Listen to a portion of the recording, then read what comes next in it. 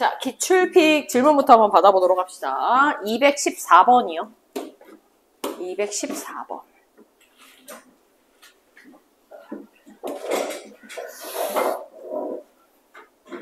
네. 보겠습니다.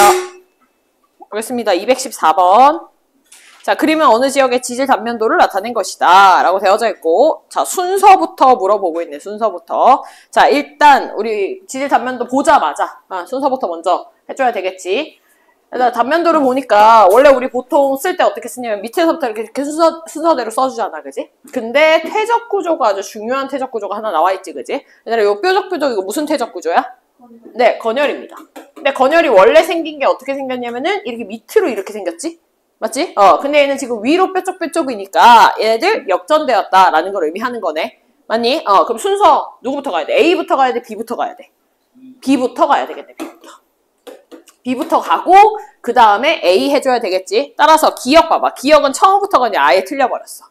되나요? 네. B하고 A하고의 순서가 이미 바뀌어졌어야 됩니다. 그래서 기억이 틀렸어. 됐지? 네. 그럼 일단 B하고 그 다음에 A 쌓였고 그 다음에 기저여감 있는 걸로 봐서 부정합 있다 라고 볼 수 있겠지, 그지? 되나요? 네. 그 다음에 누구 쌓였니? 그 다음에 C 쌓였네. 자, 그리고 나서는 이제 뭐가 생겨? 단층들이 생기지, 그지? 얘들아, 단층이 보니까 연결되어, 마지막으로까지 최종적으로 연결되어 있는 게 요 Q, Q'이 연결이 되어져 있거든? 그럼 잘려있는 저 P, P'은 먼저 생기고 그 다음에 Q, Q' 생겼다라고 얘기할 수 있겠네. 그래서 순서가 어떻게 돼야 되냐면 P, P'이 먼저 생기고요. 그 다음이 Q, Q' 생겼다라고 얘기를 해줘야 돼. 자, 일단 P, P', Q, Q' 무슨 단층인지부터 확인을 좀 합시다. 자, P, P'을 보니까 이쪽을 좀 보니 이게 상반인데 상반이 지금 올라가 있지? 무슨 단층? 역단층. 오케이, 상반 올라가서 역단층이야. 자, 그 다음에 Q, Q' 보니까 이쪽 보면 되겠네. 자, 상반이라고 하는 게 마찬가지로 올라가져 있습니다. 따라서 얘도 역단층이구나 라고 확인할 수 있겠네. 됐니? 네. 순서 적을 때 네. B 부정합 C가 먼저 생기고 그 다음에 A가 그렇게 볼 수도 있는데요. 그렇게 볼 수도 있기 때문에 문제는 그거를 갖다가 판단하게끔 나오진 않아. 그리고 지금까지 이제 이 맞닿아 있는 부분이 역전되는 걸로 우리가 보통 얘기를 하기 때문에 특히 부정합 들어가 있으면 굉장히 시간 차이가 크잖아. 그래서 보통 부정합 밑에 있는 애들끼리 역전됐다라고 보면 돼. 됐지? 네. 자, 니은 볼까요? P, P' 역단층, Q, Q'은 정단층 아니고 역단층. 디귿에 B는 과거 건조한 곳에 노출된 적이 있다. 얘들아, 밑줄 쳐봐봐, 요거. 과거 건조한 환경에 노출된 적이 있다. 같은 말로 과거 대기에 노출된 적이 있다 써봐봐. 과거 대기에 노출된 적이 있다. 얘들아, 이 말이, 이 문장이 건열을 갖다가 얘기할 때 되게 많이 나오는 문장이야. 알겠지? 그래서 너네가 요 말이 나왔다? 그럼 이거 지금 건열 있나 없나 그거 물어보는 거네? 라고 생각을 바로 해주면 돼. 됐지? 그래서 디귿이 맞는 얘기죠. 건열이 있었으니까. 됐죠? 계속 수능에도 요 문장의 형태로 나왔어. 기억을 해둬야 돼. 자, 넘어갑니다. 215번이요.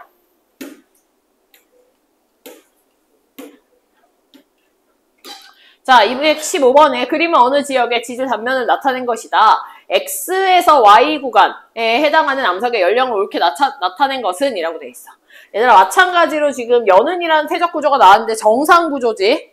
그러면 밑에서부터가 순서대로 가는 게 맞을 거야. 순서가 어떻게 되냐면 쉐일층이 1등이고 그 다음에 사암층이 쌓였는데 화강암이 거기에 관입을 했고 부정합 생겼고 이암층이 제일 마지막으로 됐네.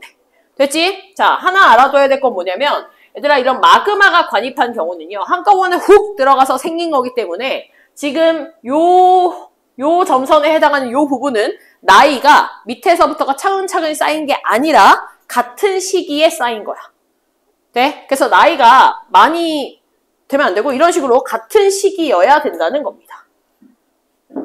됐나요? 지금 이쪽이 과거고 이쪽이 현재라는 얘기는 뭐냐면은 밑에서부터 위로 이렇게 올라가면 올라갈수록 더 나이가 점점 현재 어려진다 그 얘기인 거잖아. 돼? 근데 화강암 같은 게 들어가 있으면 얘들은 동시에 생긴 거기 때문에 시기가 일정한 시기로 나와야 된다라는 얘기입니다. 됐죠? 그러면 일단 1번, 2번, 3번은 탈락되겠지? 되니? 네. 그 다음에 이제 4번하고 5번을 봅시다. 그럼 4번하고 5번을 볼 게 뭐밖에 없어? 요거밖에 없네. 되나요? 네. 그러면 얘들아 Y에 더 가까운 쪽 돼? Y에 더 가까운 쪽이 쉐일층에서는 더 나이가 어떻게 된 거야? 오래된 애겠지? 더 과거에 해당하는 애겠지, 그지? 정말 몇 번이니? 4번. 됐나요? 네. 이게 돼야죠. 더 과거에. Y쪽에 가까운 애가 더 과거에서 차근차근히 나이가 점점 어려지는 형태가 돼야 되니까 정답 4번입니다. 넘어가겠습니다. 216번에 네 4번이요. 얘들아 방사성 동위원소가 붕괴돼서 생성된 원소는 자원소라고 부르지 모원소가 아니고 자원소야 자원소. 됐지? 네 넘어가겠습니다. 220번입니다.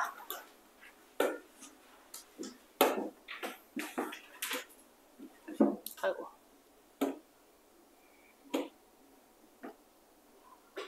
220번.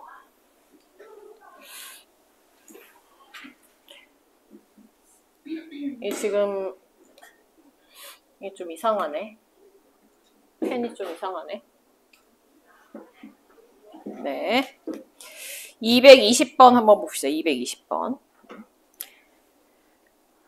화성암 가나다라의 생성 당시 암석 속에 포함되어 있는 방사성 동위원소의 양을 나타낸 거고 생성 당시의 방사성 동위원소의 양이 지금 가가 40g, 네, 라는 같은 x인데 20g, 나는 24, 12 뭐 이렇게 되어져 있다라고 되어져 있네. 자, 암석이 생성된 후에 2억 년이 지났을 때 남아있는 모원소의 양이 가장 많은 것과 가장 적은 것을 옳게 짝지은 것은 이라고 되어져 있어. 됐지? 자, 볼까요? 일단 지금 보면은 문제에서 뭐라고 되어 있냐면 X의 반감기는 1억 년이다. 그 다음 Y의 반감기는 2억 년이다 라고 되어져 있습니다. 되니? 잘 봐. 잘 봐야 돼. 잘 봐야 돼. 자, 그럼 X 같은 경우에는 지금 반감기가 1억 년이고 네. Y가 2억 년이에요. 문제에서 뭐라고 줬냐면 2억 년이 지났을 때 라는 단서를 줬어. 됐지? 그러면은 X는 반감기를 몇 번 겪은 거야? 2번 겪은 겁니다. 맞나요? Y 같은 경우에는 한 번 겪은 거겠네. 돼? 그럼 반감기를 겪었다는 건 원래 양의 절반이 됐다는 얘기잖아. 그지? 자, 가 같은 경우에는 방사성 동위원소가 X고 원래 40이 있었는데 2억 년이 지났다는 얘기는 2번 지난 거거든. 얘들아 한 번 지나면 20g 되지? 또 한 번 지나면 10g 되네. 얘 지금 10g 있다는 얘기입니다. 이런 식으로 푸는 거야. 자, 라도 보니까 X인데 처음에 20g 있었대. 그럼 반감기 2번 지나야 되겠지? 그럼 22, 10 됐고 12, 5 돼야 되겠지? 네, 얘 5g이네요. 됐나요? 네, Y 갑시다. Y는 한 번만 지나면 되니까 얘는 12g 있을 거고 얘는 6g 있을 겁니다. 됐나요? 얘들아 가장 많이 남은 거 누구야? 나. 가장 적은 거 라. 정답 4번입니다. 넘어갈게요. 227번입니다. 227번. 얘들아 이 절대 연령 부분은요 복잡하게 나오면 막 경우의 수까지도 따질 수 있게 문제 나온단 말이야. 좀 간단하게 나오면 그래도 괜찮고 그래서 일단 기본적으로 너네가 문제를 보자마자 제일 먼저 해줘야 되는 건 뭐냐면 지질단면도에 대해서 순서 결정해주는 건 제일 먼저 해줘야 되고 됐지? 그 다음에 순서 결정하고 난 다음에 아마 화성암을 기준으로 해서 이 화성암에 어떤 방사성 동위원소가 들어가는가를 문제에서 결정해주냐 결정해주지 않느냐에 따라 문제의 복잡도가 달라지는 거야. 됐지? 자, 그럼 우리는 먼저 지질 단면도 순서부터 한번 정해봅시다. 이거 순서 어떻게 돼야 돼? C, 그 다음 Q, 관, 우리 맨날 하던 대로 Q, 관, 그 다음 부 동그라미 하고 그 다음 B, 그 다음 자, 그 다음이 중요해. A가 먼저 되고 그 다음이 P가 관입이 돼야 됩니다. 왜냐하면 지금 A도 뭐한 데가 있어? 변성한 부분이 있으니까. 이해가? A가 변성한 부분이 있기 때문에 네, A가 먼저 만들어져야 되는 겁니다. 됐나요? 자, 그럼 옳지 않은 거를 골라라. 옳지 않은 거. 1번에 일단 순서 나와 있으니까 C, Q, B, A, P 맞지? 네, 맞네. 자, 2번에 P에 포함되어 있는 방사성 동위원소는 X인가? 라고 되어져 있어. 얘들아, 문제를 보니까요. 문제에서 지금 뭐라고 되어져 있냐면 방사성 동위원소가 X하고 Y 두 종류래. 두 종류. 그리고 얘네들이 지금 P하고 Q에 각각 한 가지씩만 포함되어져 있는데 모두 1대1, 즉 반감기 다 한 번 지난 상태다라는 뜻이야. 그럼 빨리 반감기 한 번 지났을 때 나이를 보면은요. X는 지금 2억 살, Y는 4억 살에 해당해. 이거 지금 화성암이잖아? 그지? 그럼 나이가 더 많은 Q에 해당하는 게 4억 살이 돼야 되고 P가 2억 살이 돼야 되기 때문에 P에 들어있는 게 X고 Q에 들어있는 게 Y구나 라고 우리가 확인할 수 있겠네. 됐지? 그럼 2번 되겠지, 그지? P에 포함되는 건 X 맞네요. 자, 3번에 Q는 고생대에 생성이 됐냐라고 되어 있어. 얘들아, 우리가 고생대는요. 5.4억 년 전부터 2.5억 년 전을 고생대로 얘기를 합니다. 되나요? 네, 중생대는 2.5억 년 전부터 0.66억 년까지를 중생대로 얘기를 할 거야. 됐지? 근데 Q가 지금 몇 살이래? 몇 살이래? 4억 살이래, 4억 살. 되나요? 뭐 어디에 속하니? 고생대에 속하는 게 맞겠지? 그래서 3번 맞습니다. 4번에 A는 화폐석이 발견될 수 있는가야? 얘들아, 화폐석은요, 신생대 때의 표준화석이야. 0.66억 년 전부터 현재까지를 의미하는 거고. 됐지? 근데 A가 신생대냐를 물어보는 겁니다. 얘들아, A보다 더 뒤에 생성된 애가 벌써 2억 살이야. 되니? 그럼 쟤는 신생대가 아니라 어디로 볼 수 있어? 중생대이거나, 얘들아, 이거는 중생대이거나 아니면 고생대가 될 수도 있어요. 되지? 왜냐면 2.5억 년보다 더 오래되면 고생대잖아. 맞아? 얘가 지금 그 경계선에 있는지 어디 있는지는 몰라. 돼? 근데 4번에 절대로 신생대는 나올 순 없어. 됐지? 그래서 정답이 4번입니다. 네. 고생대는 2.5에서 5.4 사이니까 2.5만 넣으면 다 고생대니까 되지. 되나요? 자, 5번에 P와 Q 사이에서는 부정합 B하고 Q 사이는 부정합 여기 있지, 그지? 네, 정답이 4번입니다. 넘어갑시다. 네. 요거요. 네. 얘들아, 여기가 부정합이 있는 이유는 화성암이 이렇게 이쁘게 잘릴 수가 없어. 돼? 이쁘게 잘려있기 때문에 그렇고, 만약에 이게 부정합이 아니라 그냥 만약에 관입이었다면 여기에 변성 구간이 마찬가지로 있어야 돼. 그지? 근데 변성 구간 없잖아? 그럼 부정합이라는 거야. 됐나요? 그럼 얘는 어떤 부정합이야? 난정합입니다. 난정합. 되나요? 네, 넘어갑시다. 246번이요.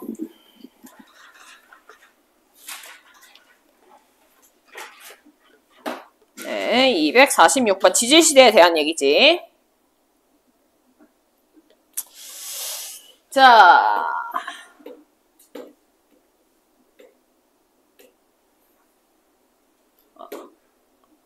넘어갔네. 네, 그림 가나다는 고생대, 중생대, 신생대의 대륙 분포를 갖다 순서 없이 나타낸 거래. 내가 순서부터 먼저 정할게. 얘들아, 어떤 게 고생대야? 많이 붙어있는 게 고생대지. 얘들아, 요 모양 잘 봐. 살짝 이렇게 디귿자 모양 되어 있는 얘 판계합니다. 판계. 그러니까 얘는 고생대 중에서도 고생대 언제 때 얘기야? 고생대 말에 해당하는 대륙 분포입니다. 자, 그 다음에 여기서 이제 살짝 벌어져야 되겠지? 그게 누구니? 돼? 얘가 중생대라고 볼 수 있고. 돼? 그 다음에 마지막 현재와 비슷한 요 상태가 신생대입니다. 됐죠? 얘들아, 너네 중생대에서 뭘 좀 봐줘야 되냐면 얘들아, 요 라인을 좀 잘 봐줘야 돼. 얘들아, 지금 빨간색으로 그은 요 부분을 기점으로 해서 계속 넓어지고 있거든? 저희가 이제 무슨 바다가 되는 거냐면 대서양 바다가 되는 겁니다. 됐죠? 네. 자, 그럼 1번에 순서대로 배열하면 다, 가, 나 맞지, 그지? 네. 그 다음 2번 가 시기에는 여러 번의 빙하기가 있었냐? 얘들아, 중생대는 유일하게 빙하기가 없던 시기였어. 네. 그래서 틀렸네. 여러 번의 빙하기 아니고 빙하기 자체가 아예 없었습니다. 계속 온난했었어. 그 다음 3번에 나 시기에는 해양에서 방추충이 번성했다. 얘들아, 방추충이 번성을 한 거는 고생대입니다. 고생대가 다 시기죠. 다 시기. 고생대. 네, 틀렸고 4번에 나 시기에 히말라야 산맥이 형성이 되었는가. 얘들아, 히말라야 산맥은 신생대의 대표적인 산맥이야. 그지? 그럼 맞고. 그 다음 5번에 다 시기에 거시 식물이 출현했는가. 얘들아, 거시 식물 출현이 언제니? 중생대죠. 중생대. 되나요? 네, 중생대. 번성이 중생되지. 고생되죠, 고생돼. 맞지? 그래가지고 고생돼. 그럼 다식이야. 이거 맞는 얘기네. 맞지, 그지? 네. 식물은 고생대 때 번성을 한 게 양치식물이고, 그 다음에 거시식물 번성한 게 중생되고, 속시식물 번성한 게 신생되고, 그거 하나 앞서서 출현했다라고 생각을 하면 됩니다. 자, 그 다음에 6번에 다시기에 양치식물이 번성했는가? 양치식물 번성, 고생대, 맞습니다. 고생대 어느 기였니? 석탄기죠, 석탄기. 석탄기 때가 양치식물 번성해가지고 갑작스레 매몰돼가지고 석탄층 생겼다 얘기했었고, 자, 그 다음 7번에 가와 다 사이에서는 해안선의 길이가 감소하면서 해양생물의 서식지가 좁아졌냐라고 돼 있네. 얘들아, 지금 가하고 다식이라는 게 고생대 말에서 판게아가 점점 더 분리되는 상황을 얘기하는 거거든. 얘들아, 대륙이 이렇게 분리가 되면 그걸 이렇게 감싸고 있는 해안선의 길이는 어떻게 돼? 증가합니다. 증가하는 과정이죠. 됐나요? 네. 그래서 해양생물의 서식지가 좁아진 게 아니죠. 오히려 더 넓어졌다라고 봐야지. 오히려 해양생물의 서식지가 좁아졌다, 해양생물들이 멸종됐다라고 하는 건 다시기에 판게아가 형성될 때에 대한 얘기입니다. 됐죠? 네. 그래서 판게아가 형성되는 과정에서는 오히려 해안선의 길이가 감소하면서 해양생물 서식지가 좁아졌다라는 말은 맞는 말이고. 되냐? 되니? 네. 넘어가겠습니다. 247번.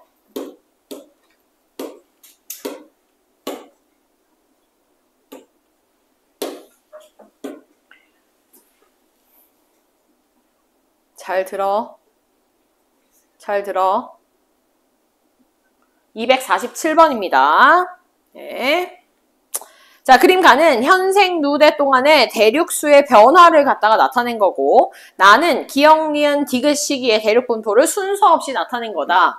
얘들아, 대륙수라는 게 위로 화살표가 되어져 있는 건 위쪽이 대륙이 많다는 얘기고, 대륙수가 많다는 얘기고, 아래쪽이 대륙수가 적다는 얘기입니다. 되나요? 그럼 아래쪽에 대륙수가 적다는 얘기가 뭐야? 판게아가 됐다는 얘기지. 판게아가 됐다는 얘기. 됐니? 얘들아, 판게아 된 시점이 어디야? 니은이죠, 니은. 됐나요? 네. 그러면 우리 매칭을 한번 시켜봅시다. 매칭을.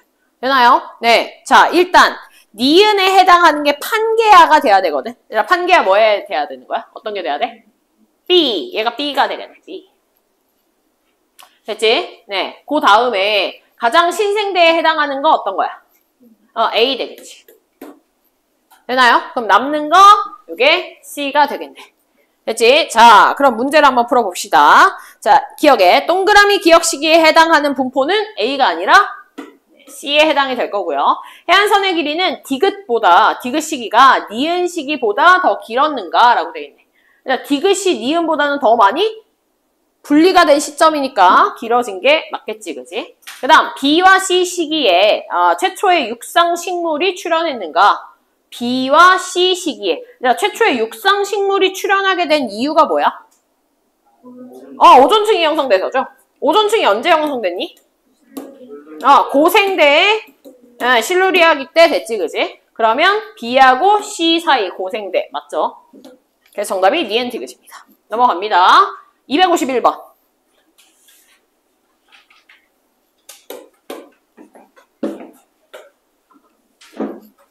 251번.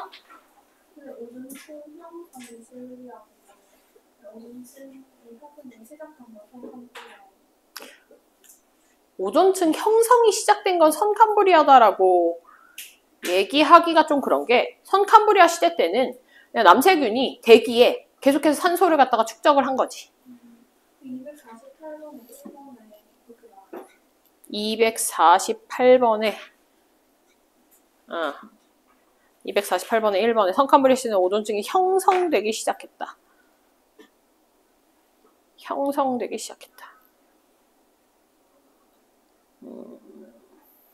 의미가 조금 그렇네. 여기서 말하는 오존층이 형성되기 시작했다라는 얘기는 그러면 남세균이 대기에 산소를 축적하기 시작했다, 뭐 이런 얘기인 것 같은데, 그럼 이제 문제를 받아들였을 때 어떻게 해야 되냐면, 이게 옳지 않은 걸 고르는 거잖아. 그러면 1번이 좀 애매하지, 그지?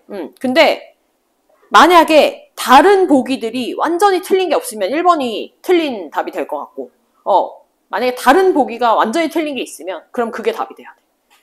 네? 그러니까 출제자가 낸 의도 자체가 오존층이 형성되기 시작했다라는 말이 남세균이 대기의 산소를 축적했다라는 말이니까. 되나요? 네. 이거 완전히 틀린 게 답이 5번이 있네요. 확실하게.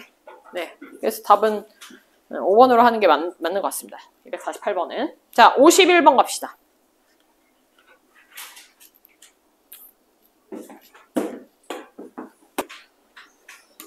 자, 51번 갑시다. 51번. 자, A에서 F는 고생대를 기 수준으로 세분화한 거다라고 돼 있네. 다들 앞 글자만 써보자. 뭐 있니? A부터. 감.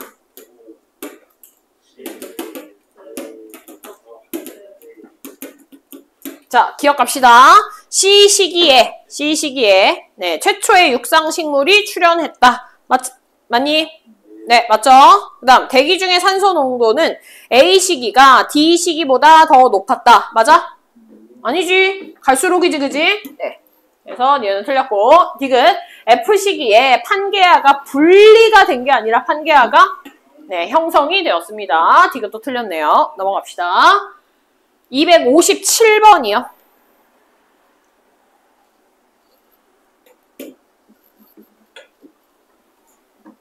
자, 그림은 현 생류대에 생존했던 생물 과의 수하고 생물 A, B, C의 생존 시기를 나타낸 것이다. 라고 되어져 있네, 그지? 자, 일단 요거는 이렇게 주면 좋겠다. 여기다 이렇게.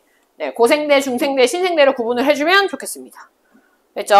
자, 그런 상태에서 일단 옳은 것을 모두 고르면 이라고 되어 있어. 1번, A는 B보다 표준화석에 더 적합한가? 얘들아, A는 봤더니 생존 시기가 겁나 길어, 그지?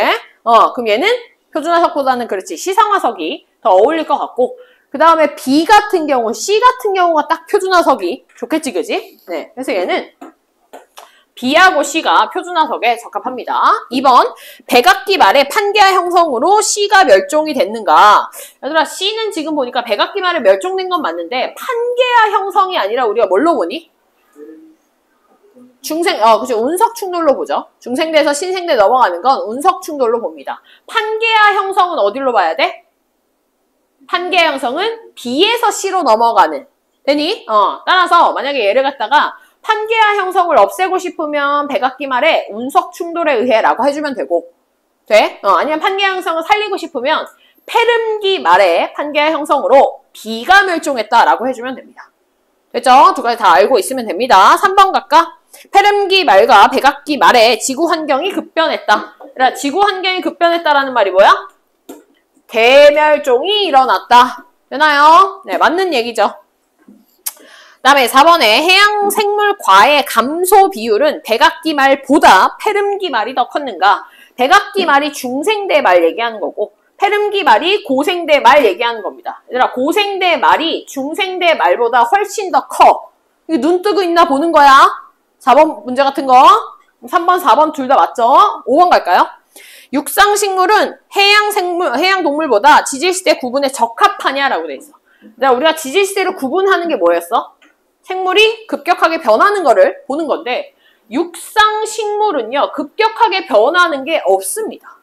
되나요? 지질시대 구분하기가 쉽지 않아. 해양생물이 더 적합해. 틀렸지, 그지? 그 다음 이렇게 바꾸면 되고 6번에 실루리아기에 최초의 광합성 생물이 등장했다. 얘들아, 최초의 광합성 생물이 누구야? 남세균 언제 등장했어?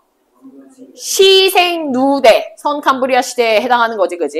네, 그래서 실루리아기가 아니라 시생누대입니다. 시생누대. 넘어가겠습니다. 258번. 얘들아, 258번에 모양도 좀 잘 봐주면 Y축이 뭐냐면 생물과의 멸종 비율입니다. 멸종 비율. 되니? 아까는 우리가 애들이 줄어들어가지고 이렇게 훅훅 떨어지는 걸 봤다면 이번에는 특정 영역에서 이렇게 위로 피크가 솟구치는 걸 확인할 수 있겠네. 되나요? 이게 뭐야? 대멸종들이 대멸종들. 되나요? 자, 대멸종이 3개만 있는 거 아니지? 맞지? 네. 5차 대멸종까지 있습니다. 되나요? 카모, 실대, 석패, 돼? 그 다음 쥐백, 돼? 그 다음 신생대. 자, 그럼 기억에 A 시기에 판게아가 존재했다. 얘들아, 판게아가 존재한 시기는 A 시기가 아니라 언제야? 네, B시기라고 볼 수 있겠죠. 네, 그 다음 니은에 B시기의 갑주어가 멸종했다. 얘들아, B시기의 갑주어라고 하는 게 어류 쪽이잖아, 그지? 어류 쪽. 네, B시기에 멸종했다라고 보기는 힘들지. 어류니까. 되나요? 네. 그 다음에 C시기를 기준으로 해서 중생대랑 신생대로 구분한다. C시기를 중심으로 C는 중생대랑 신생대로 구분하는 게 맞네. 되나요? 네. 그래서 네, 정답이 2번입니다. 틀렸고.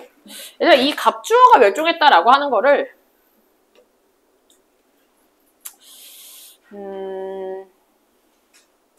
요거는 조금 세분화되는 암기가 좀 필요하긴 하거든. 요거는. 네. 갑주어를 우리 어떻게 보면 되냐면요. 어류긴 어류인데, 예, 어류긴 어류인데, 어류가 이렇게 번성을 하는 과정에서 약간 원시 어류라고 보면 돼. 되니? 그래서 어류가 번성을 하는 과정에서 얘는 그때 없어진 게 맞습니다.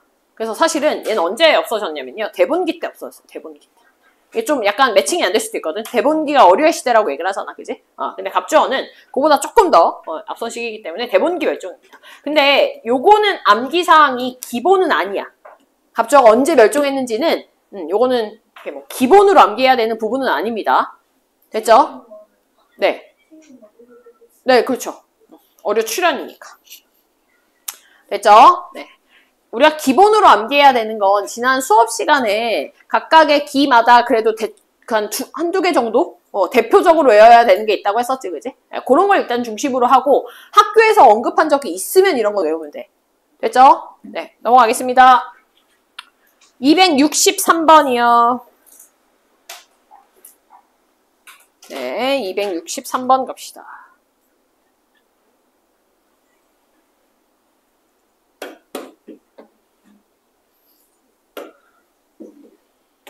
얘들아, 지질단면도 썼니? 지질단면도 순서? 네, 지질단면도 순서 어떻게 되나요? A, B, 그 다음 네? 부정합이요? C, 그 다음 Q 관입, 그 다음 부정합, 그렇지. 그 다음 D, 그 다음 부정합, E, 그렇지. P 분출이죠, 여기서는. 네, P 분출. 되나요? 네. 따라서 1번에 옳지 않은 거, 옳은 것을 골라야 되니까 1번에 틀렸지 이미. Q하고 C에서부터가 틀렸네요. 됐죠? 네. 그 다음 2번에 D와 E는 모두 육성층이냐? 얘들아, 육성층은 육지에서 생성된 지층을 얘기를 합니다. 근데 D를 봤더니 누가 있어? 방추층이 있네. 얘들아, 얘는 해성층에 나타나는 애들이야. 해성층. 그래서 D는 틀렸어. E는 지금 메머드니까 메머드는 육성층에서 나타나는 게 맞습니다. 됐나요? 얘들아, 우리 표준어석 중에서 육성층에 나타나는 거 하나가 더 있거든? 시기 상관없이. 공룡, 그렇지. 되나요? 그래서 공룡과 메머드는 육성층에서 나타나고 나머지 바다에서 나타나는 애들을 해성층에서 나타났다라고 얘기를 할 거야. 자, 넘어갑시다. 3번. Q가 관입한 시기에는 네, 거시식물이 번성했냐라고 되어져 있네요. 네, 요걸 보려면 나이를 좀 확인해야 되겠지, 그지? 자, 일단 P하고 Q에는 각 반감기가 다른 방사성 동위원소 두 종류가 나와져 있는 형태고, 그 다음에 P에 포함되어 있는 기억, P에 포함되는 요 뒤에 포함되어 있는 기억은 모원소랑 자원소가 1이래. 그 얘기는 얘 반감기 한 번 일어났구나. 이렇게 볼 수 있고, 그지? Q에 포함되어 있는 애는 모원소 분해 자원소에 해당하는 게 7이래. 그럼 1분의 7 되니 모원소와 자원소가 1대 7이라는 얘기입니다. 반감기 몇 번? 네, 3번 일어났다는 얘기네요. 반감기 3번입니다. 됐죠? 네, 일단 뭐 나이를 이렇게 좀 알 수 있는 상황이 될 거고. 자, 그 다음에 이걸 가지고 지금 반감기가 뭐 표현이 되진 않았네요. 네, 그러면 Q가 관입한 시기. Q가 관입한 시기는 거시식물이 번성한 시기인가? 얘들아, 일단 거시식물이 번성한 시기가 어느 시대야? 중생대입니다, 중생대. 되나요? 근데 봤더니 지금 Q가 관입한 시기 다음에 뭐가 나오냐면 D 지층이 나오는데 D 지층에 뭐가 있어? 방추층이 있습니다. 고생대 때 번성한 애가 나옵니다. 그럼 얘 가능하니? 아니지. 순서상 틀렸지, 그지? 이거는 거시식물이 번성했다. 틀렸네요. B가 관입한 시기가 아니네요. 됐죠? 그 다음 4번에 반감기는 니은이 기역보다 더 기냐라고 돼 있지. 니은이 기역보다 더 길다. 자, 일단 니은이 지금 Q에 포함되어져 있는 훨씬 더 옛날인 상황이 되는 거고, 얘는 3번인 상황이 되는 거고. 얘는 한 번만 지금 반감기가 된 형태고, 기억이 이렇게 되어져 있는 형태고. 그럼 요걸 한번 볼까요? 자, 일단 지금, E에 해당하는 게 요게 이제 신생대에 해당하는 거거든. 얘들아, 신생대에 해당하는 표준화석이 여기 나와져 있고, 그 다음에 D가 여기가 고생대입니다. 고생대. 됐죠? 그럼 봐봐. 지금 E는 신생대가 0.66 억년 전부터 이제 현재까지를 얘기를 하는 거야. 얘들아, 이 한 번이라는 반감기는요, 정말 길어봐야 얼마가 될 수 있는 거야? 한 6천만 년 되는 거야, 6천만 년. 되니? 왜냐면은 신생대가 0.66이니까 신생대 이후에 만들어진 게 P니까. 돼? 근데 Q는 언제여야 돼? 고생대여야 됩니다. 고생대. 되나요? 고생대. 고생대인데 3번이 돼야 돼. 그러면 이거를 0.6으로 잡는다 쳐도 돼? 0.6으로 잡는다 쳐도 0.6보다 만약에 Q가 더 짧으면 고생대에 포함이 안 되거든. 돼? 그렇게 비교를 해주는 방법밖에 없네요. 됐나요? 따라서 니은 Q에 포함되어 있는 애가 최소한 0.6보다는 무조건 길어야 고생대에 포함되는 지층이라고 확인을 할 수가 있겠네. 그래서 4번이 맞는 얘기입니다. 됐죠? 자, 5번에 지층 D하고 E는 정합관계인가 떡하니 부정한 표시가 있기 때문에 정합 아닙니다. 됐나요? 창문 좀 닫을까요?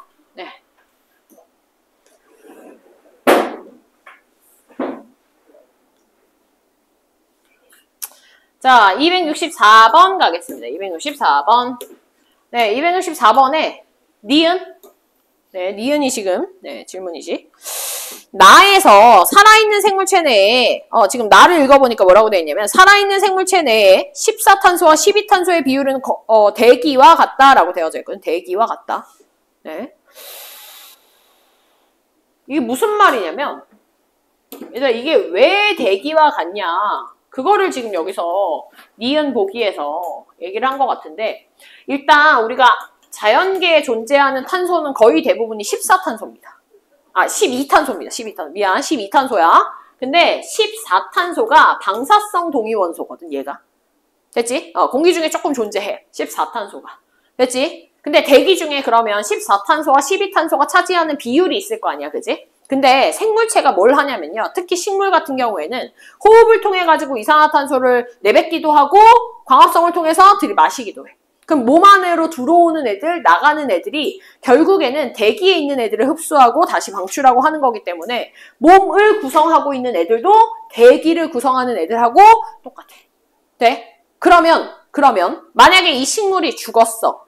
돼? 죽었어. 그럼 이제 뭘 안 하니? 물질에서 안 합니다. 광합성도 안 하고요. 호흡도 안 해. 근데 몸 안에는 이미 뭐가 있어? 14탄소가 있어.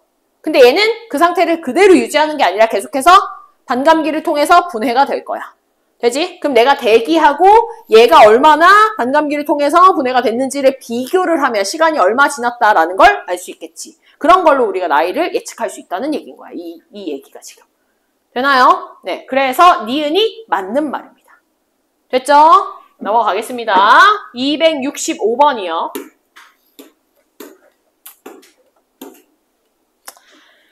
자, 265번에 다 해야 되는구나. 자, 기억에 가로 지질세 전체 기후를 갖다가 추정할 수 있는가라고 되어 있네. 얘들아, 가로 지질세 전체라고 하기에는 빙하가 언제가 없어? 중생대 없잖아. 그럼 전체 안 되겠네. 되나요? 기억 틀렸습니다. 그 다음에 니은 유공충 화석 껍데기의 산소 동위원소의 비가 높은 시기에는 수온이 높았는가? 얘들아, 수온이 높으면요 18짜리의 산소가 증발이 잘 되니 안 되니? 수온이 높으면 18짜리의 무거운 산소가 증발이 잘 돼, 안 돼? 잘 됩니다. 잘 됩니다. 되나요? 그러면 해수에는 수온이 높을 때 18자리의 산소가 없는 상태, 좀 적어진 상태야. 그걸 가지고 유공충이 자기 유공충의 껍데기를 만드는 거야. 돼? 그럼 수온이 높은 시기에는 산소 동위원소의 비가 어떻겠어? 낮아야 되는 겁니다. 그래서 니은 틀렸습니다. 다음 디귿에 석수는 따뜻하고 강수량이 많은 간빙기에 잘 자란다. 얘들아, 석순, 종유석 이런 게 뭐냐면은 물이 이제 따뜻한 물이 있어가지고 탄산칼슘을 포함하고 있는 이런 암석 같은 것들이 녹아가지고 똑똑똑 떨어지는. 돼? 그래서 위쪽으로는 막 고드름같이 생기고 밑에는 막 이렇게 똑똑똑 떨어져가지고 이렇게 넓게 이렇게 생기는 이게 종유석하고 석순에 대한 얘기거든. 물이 어느 정도로 좀 있고 흐를 정도로 좀 있고 좀 수온이 높은 경우에 얘네들이 잘 이렇게 증가하는 거야. 돼? 잘 이렇게 높이가 커지는 거야. 돼? 이런 게 별로 없다고 하면 어떻겠어? 잘 똑똑똑 떨어지지 않겠지, 그지? 되나요? 네. 그래서 디귿이 맞는 얘기입니다. 됐죠? 자, 리을 봅시다, 리을. 자, 리을은 다의 탄소 동위원소를 분석을 해서 석순의 생성 시기를 알 수 있다. 아까 석순 내가 얘기했지. 탄산칼슘. CO3. 되나요? 그럼 그 탄소가 14탄소, 12탄소 이런 비율을 가지고서는 확인할 수 있습니다. 그래서 정답이 5번이야. 디귿 리을. 됐지? 네, 넘어가겠습니다. 66번. 이거는 비례식 세우는 계산 아닌가요? 네. 자, 지구의 나이를 46억 년을 92cm라고 할 때, 지질시대별 연대를 갖다가 계산을 한다라고 되어져 있네. 됐지? 네. 그럼 이거 지금 46억 년을 92라고 했으니까 곱하기 2 하면 되는 거잖아. 맞아? 1억 년에 몇 cm야? 2cm. 그럼 0.66일 때 몇 cm냐? 2.52일 때 몇 cm냐? 나오지 않나요? 되나요? 네. 그래서 이거 어떻게 주면 되냐면 얘들아, 앞에서부터 하지 말고 우리가 중생대 같은 경우에는 지금으로부터 2.52억 년 전이잖아. 돼? 그럼 2.52를 갖다가 환산을 하는 거야. 몇 cm인지. 그래서 뭐에서 빼주면 돼? 92cm에서 빼주면 됩니다. 되나요? 되나요? 그럼 기억이 얼마 나와? 계산해봤니? 기억이 얼마 나오나요? 86cm 조금 넘죠? 네, 86cm 조금 넘습니다. 됐나요? 86.96cm가 되네요. 됐지? 그러면 기억에 1년은 2cm에 해당한다. 일부러 이거 쉽게 문제 준 거잖아. 그지? 46억 년을 92cm로 곱하기 2 하게끔 준 거잖아. 그럼 기억 맞는 얘기고. 니은의 기억은 얘들아 시작 시기라고 했어, 그지? 시작 시기가 5.04가 아니라 이렇게 뒤에서 빼줘야 되는 거잖아, 그지? 네, 그래서 아까 얘기한 86점 얼마가 돼야 됩니다. 니은 틀렸고요. 다음 삼엽충이 번성했던 기간이라고 하는 건 고생대 기간을 얘기를 하는 거다, 그지? 되나요?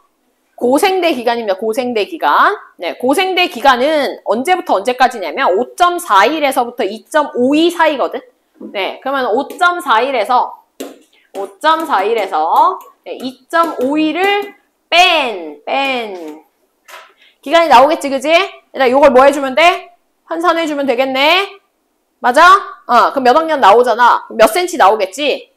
돼? 그게 전체 몇 %냐라고 했으니까 전체 뭐 92cm 중에 몇 cm다 라고 해도 되고 아니면 그냥 얘를 몇 %인지를 물어봤으니까 전체 46억 년 중에서 그냥 막바로 해도 되죠. cm로 바꿀 필요 없이 그냥. 되나요? 네, 요거 뺀 값을 여기다 넣어서 얘가 11%에 해당하는가를 보면 됩니다. 근데 이거 빼면 얼마 나와? 3, 8, 4, 2.89 나오니? 2.89? 돼? 얘들아 10%면 4.6이거든? 4.6? 돼? 2.89가 11.8%가 되겠어? 안 되죠. 되게 틀렸네요. 돼? 이렇게 풀면 됩니다. 됐죠? 오케이. 자, 우리 오늘 2단원 나갑시다.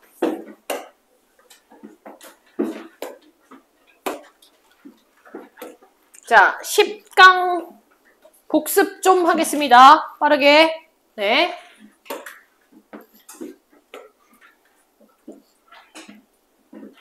네. 일기도에 대한 얘기입니다. 너는 이거 안 들어가니까 네, 문제 풀고 있으면 됩니다. 네, 나머지 사람들 이거 들어가는 사람들 들으면 됩니다. 됐죠? 네. 자, 일기도를 갖다 봤을 때 얘들아 먼저 개념부터 갈게. 우리가 보통 일기도에 표현을 하는 게 등압선으로 많이 표현할 거야. 등압선으로. 네, 기본이 이제 등압선으로 보통 한 줄 간격이 한 4헥토파스칼을 기준으로 많이 표현을 할 겁니다. 자, 그런데 등압선을 봤을 때 이렇게 네, 중심 이런 등압선들이 이런 동심원의 중심 같은 것들이 나와 있다면 보통 그 중심이 고기압이거나 저기압일 확률이 높아. 그랬을 때 주변이랑 비교해 봤을 때 주변보다 기압이 높으면 고기압, 주변보다 기압이 낮으면 저기압 이렇게 되는 겁니다. 자, 고기압 중심으로 암기를 좀 할게요. 얘들아, 고기압 같은 경우에는 주변보다 기압이 높은 거고 북반구 기준으로 시계 방향으로 바람이 불어나가는, 얘들아, 불어나가려면 공기가 위에서부터 계속해서 공급해줘야 되겠지. 그래서 중심부에서 하강기류가 발달을 한다라는 얘기입니다. 하강기류가 발달을 하게 되면 구름 생성 안 되지. 구름 생성되려면 기본적으로 공기가 상승해줘야 되는 거니까 구름이 생성 안 된다라는 얘기는 날씨가 맑다는 얘기입니다. 저기압은 그거에 반대죠. 그러면 주변보다 기압이 낮아야 되고 북반구 기준으로 얘기했을 때 반시계 방향으로 불어 들어옵니다. 불어 들어와. 그럼 불어 들어와서 얘가 계속 불어 들어오기 위해서는 그 중심 부분에 공기가 계속 위쪽으로 올라가 줘야 공기가 그 공간이 생기겠지, 그지? 그러다 보니 중간에서 상승기류가 발달을 하는, 상승기류 발달하면 구름 형성되고 비 올 수 있어요. 됐죠? 네. 그래서 상승기류 발달해서 구름이 형성되는 과정에 대해서 혹시 좀 배웠다면 보통 공기가 상승을 하게 되면 뭐가 일어나냐? 단열 팽창이라는 게 일어납니다. 열이 차단된 상태에서 부피가 확 늘어나는 거야. 그러면 그 공기의 기온이 떨어지게 됩니다. 어디까지 떨어지냐? 물방울을 만들 수 있는, 수증기가 응결될 수 있는 지점, 즉 이슬점까지 떨어지게 돼. 그렇지? 네, 기온이 쭉쭉쭉 떨어지면서 이슬점이라는 온도에 도달을 하게 되면 요거보다 더 떨어졌을 때 드디어 수증기가 응결하게 되고 수증기가 응결돼서 만들어진 게 누구냐? 바로 구름입니다. 됐죠? 그래서 요 과정까지도 기억은 네, 기본적으로 좀 해주면 좋겠습니다. 요거는 중등 내용이에요. 그래서 얼마든지 시험에 나올 수 있습니다. 중등 때 배웠다고 생각하니까. 자, 그 다음 일기기호입니다. 일기기호. 얘들아, 여기 지금 소나기나 안개, 뇌우, 뭐 눈비 이런 거는 기본적으로 정말 많이 사용되는 일기기호입니다. 기억을 좀 해주세요. 운량이라고 하는 건 이제 구름의 양을 얘기하는 거예요. 구름의 양. 그래서 맑다. 엄청 맑다. 매우 흐리다. 됐죠? 네, 요 정도. 다음 풍속 같은 경우에는 네. 풍속 같은 경우에는 짧은 깃발, 짧은 선 2m/s, 긴 선 5m/s, 깃발 25m/s입니다. 얘네들의 조합으로 표시를 할 거예요. 됐죠? 네. 그리고 풍속은 계속해서 시시각각 바뀌기 때문에 우리가 보통 뭐 한 10분 정도에 네, 풍속을 재서 그거에 대한 평균값으로 보통 일기도에는 나타냅니다. 자, 그 다음 뭐 고기압, 저기압, 태풍 이런 것들 기호 이렇게 사용을 할 거야. 됐지? 그래서 실제 일기도에다가 표현을 하는 방법들을 좀 보면은요, 일기 기호가 이렇게 나옵니다. 머리 같은 게 보이고 막 꼬리라고 이제 표시를 나는 할 거야. 이렇게. 됐지? 그럼 얘들아, 우리가 확인할 수 있는 정보가 뭐가 있냐면 일단 이 조합을 가지고 풍속이 얼마인지를 확인할 수 있겠지. 자, 또 하나 풍향은요. 풍향은 머리 쪽으로 같이 이렇게 화살표를 그려주세요. 됐죠? 그리고 바람은 항상 불어오는 쪽 기준으로 설명하기 때문에 동서남북 그려져 있을 때 북서쪽에서 지금 불어오니까 북서풍이다 이렇게 얘기를 할 수 있어. 됐지? 북서풍이다. 근데 너네가 나중에 가면 문제 중에 뭐가 있냐면 풍향계라고 하는 게 있습니다. 풍향계. 풍향계는 어떻게 생겼냐면 얘들 이렇게 화살촉처럼 생긴 거 있어요. 이렇게 화살촉처럼. 이렇게 생긴 거. 되니? 네. 이렇게 되면은 네, 바람이 이쪽에서 이렇게 불어와 줘야 이 화살촉의 방향이 바람 쪽을 향할 거야. 다시 이 일기기호처럼 머리 쪽에 이렇게 화살표를 두듯이 이 화살표 방향이 풍향이 아니라는 얘기인 거야. 만약에 이쪽이 풍향이라고 한다면 바람이 북서 방향 쪽으로 시작이 남동 쪽에서 불어간다고 하면 뭔 일이 생기냐면 이 풍향계 뒤쪽에 이런 팔랑팔랑 거리는 게 어떻게 되겠어? 다 뒤집어질 거 아니야? 맞지? 네. 그래서 얘는요, 이 화살표의 방향이 풍향이 절대 아니고 빨간 색깔, 북서풍이 불어야 거기를 이 화살처럼 생긴 게 비집고 간다라고 생각을 하면 됩니다. 그래서 같은 복사풍이지만 모양이 좀 다른 거야. 표현하는 모양이. 얘는 풍향계, 측정하는 도구라서 그런 거고 얘는 일기기호로 표현할 때 이제 이렇게 표현한다라는 겁니다. 자, 그 다음에 이 일기기호에 왼쪽 윗부분에다 기온을 표시를 할 거고요. 그 밑에다가 일기를 표시를 합니다. 됐죠? 만약에 얘들아 요 일기 밑에다가 여기다가 또 기온 비스무리한 온도가 나왔다라고 하면은 그거는 우리가 이슬점을 나타냅니다. 이슬점. 그래서 온도가 더 나올 수도 있다. 자세하게 표현이 된다면 보통의 경우는 기온까지 그렇게 나타내는 경우들이 많습니다. 자, 얘들아 기압은요. 오른쪽에 표시를 하는데 지금 280 되어져 있거든. 얘들아 절대로 280 헥토파스칼 아닙니다. 왜냐면 우리가 지금 대기압이라고 불리우는 1기압은 몇 헥토파스칼이야? 1013 헥토파스칼입니다. 됐나요? 얘들아 280이라는 말이 나올 수가 없어. 그럼 이거 어떻게 해줘야 되냐? 약속이 있거든요. 약간 계산해 줄 수 있는 약속이. 일단 저 280이라고 하는 숫자를 가져와서 여기는 280을 가져와서 어떻게 하냐? 자, 소수 첫 번째 자리를 만들어줍니다. 됐지? 제일 먼저. 그 다음에 맨 앞에 9를 오게 하던지 10을 오게 하던지 두 가지의 경우의 수를 만들면 돼. 그럼 928이냐 1028이냐 이렇게 나뉘어지겠지? 그러니까 두 가지의 경우의 수 중에서 1기압 1013 헥토파스칼에 더 가까운 기압을 골라주면 됩니다. 그럼 누구야? 1028.0 헥토파스칼이 되는 거야. 928 아닌 거야. 됐지? 네, 그래서 여기서 우리가 만들 수 있는 경우의 수를 1013하고 빼줘봐. 알겠지? 그 뺀 차가 작은 걸 선택해주면 된다. 됐죠? 네, 또 하나. 네, 이걸로 그렇게 표현할 수 있냐고? 표현할 수는 있지, 928을. 그러면 얘들 928을 표현을 하려면 어떻게 해줘야 돼? 928.0을 갖다가 실제 헥토파스칼을 이렇게 표현해 주려면 어떻게 해줘야 될까?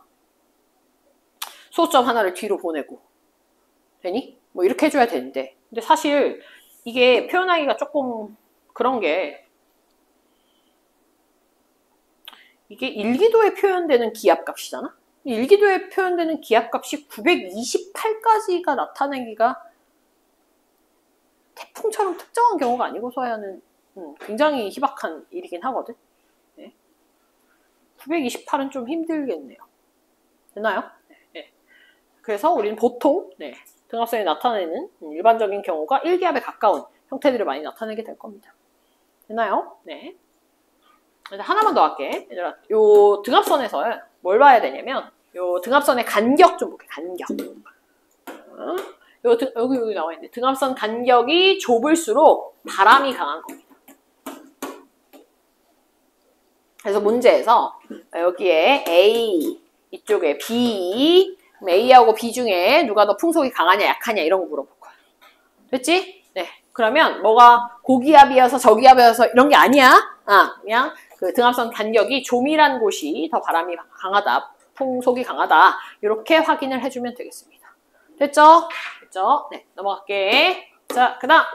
자, 위성 영상에 대한 얘기. 얘들아, 위성 영상은 우리 크게 일단 얘랑 얘가 시험에 제일 많이 나옵니다. 됐죠? 가시영상과 적외영상이고요. 가시영상은 가시광선을 이용해서 우리가 위성 영상을 보는 거고 적외영상은 적외선을 이용을 하는 겁니다. 됐죠? 가시영상 같은 가시광선을 이용한다는 얘기는 가시광선이 햇빛이니까 햇빛이 있을 때 확인할 수 있는 거라서 얘는 낮에만 관찰이 가능합니다. 여기 보면 야간에는 촬영이 불가능하다. 가시광선 없어서 그렇습니다. 낮에만 촬영이 가능하다. 근데 적외영상 같은 경우에는요. 적외선 이용하는 거기 때문에 얘는 24시간 촬영이 가능합니다. 됐죠? 그래서 보통 문제에서도 가시영상과 적외영상을 동시에 주면서 같은 시각에 우리가 관찰한 결과이다. 이런 게 나올 거야. 돼? 근데 둘 다 위성 영상이 그대로 나왔어. 그럼 그거는 같은 시각이라고 했으니까 무조건 낮이겠구나. 되나요? 그러니까 가시 영상을 만약에 밤에 찍잖아? 그럼 어떻게 나오냐면은 시커멓게 나와. 구름이 표현이 잘 안 되고 시커멓게 나옵니다.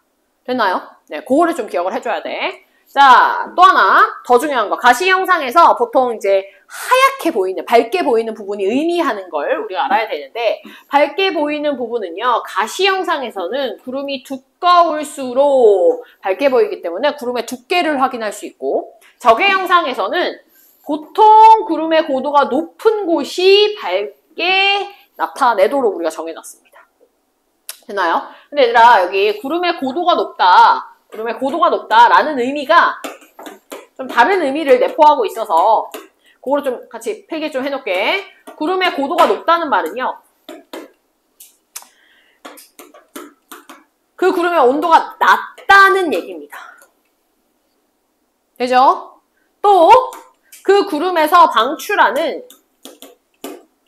적외선의 세기가 약하다라는 얘기입니다. 적외선의 세기가 약하다. 네. 이게 우리가 지표에서부터 위로 올라가면 올라갈수록 기온 낮아지는 거 너네 기억하고 있지, 그지? 네. 그래서 구름의 고도가 높다는 얘기가 온도가 점점점 올라가면 올라갈수록 낮으니까, 네. 이게 낮구나라는 것까지는 너네가 잘, 이제 외우는데, 보통 밝게 보이는 구간이 방출하는 적외선의 세기가 강할 거라고 생각하는 애들이 많은데, 강한 게 아니라 오히려 약한 곳을 우리가 밝게 표현하도록 했습니다. 됐죠? 그래야 우리한테는 고도가 높은 구름이 주는 정보가 더 중요하기 때문에 그렇게 표현을 했다는 거. 그래서 요거를 반드시 기억을 해줘야 됩니다. 반드시. 됐죠? 자, 밑에 기상 레이더 같은 경우에는 얘들아, 구름이 있다고 해서 무조건 비가 온다는 아니야. 구름이 있어도 그 구름 안에 수증기가 물방울들이 많이 있으면 이제 비가 내리는 거거든. 그래서 저 기상 레이더는요, 그 물방울들이 얼마나 많은가, 물방울을 보는 겁니다. 됐죠? 그래서 비가 내린다, 안 내린다를 보는 거지. 네.